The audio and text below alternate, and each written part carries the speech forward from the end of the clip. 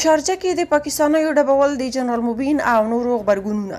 تېره شپه د لوبې په جریان کې هم یو شمېر پاکستاني لوبغاړو افغان لوبغاړو سره بد اخلاقي وکړه او د ګټلو وروسته یې د لوبغاړو نیولې تر نندارچیانو پورې د سپکاوي ډک چلن وکړ چې ښکاري د افغانانو زغم هم ورته تمام شوی و.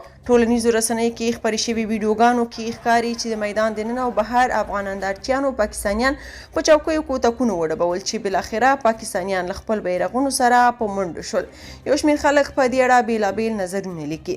جنرال مبین لیکلي د افغانانو په نوم د امریکا څخه د ډالرو ترلاسه کوونکي هم اوس پاڅېږي افغانانو ته د نمک حرامه کلمه کاروي. محسن داوړ د پاکستاني خبریالانو او مبصرینو له لوري افغانانو ته د پیغورونو ورکړې غبرګونونو کې ویلي د کرکټ له لوبې په استفادې او پالمې له افغانانو سره تبعیض او توکم پالنه د بېشرمۍ وروستی حد ده. هغه په یو ټویټ کې زیاته کړې چې له پاکستان سره د افغانانو مشکل دغه هیواد له لوري په افغانستان کې د لسیزو اوږدې پالیسۍ پر مټ ناوړه لاسوهنه ده او مخکې له دې چې افغانانو ته سپکاوی وکړئ لومړی خپل ځان وڅېړئ. عصمت قانع لیکلي دا اصل ثابت شو چې افغانان تر فرنګیانو روسانو امریکایانو او نورو کفارو له هغه ګاونډي څخه زیاته کرکه لري چې کفارو جوړ کړ.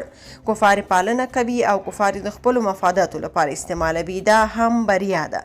پنجاب دښمني اوس د افغانانو د ټولو نسلونو د وینو په حجراتو کې موجوده ده او چاغیږي غټیږي پیاوړې کیږي.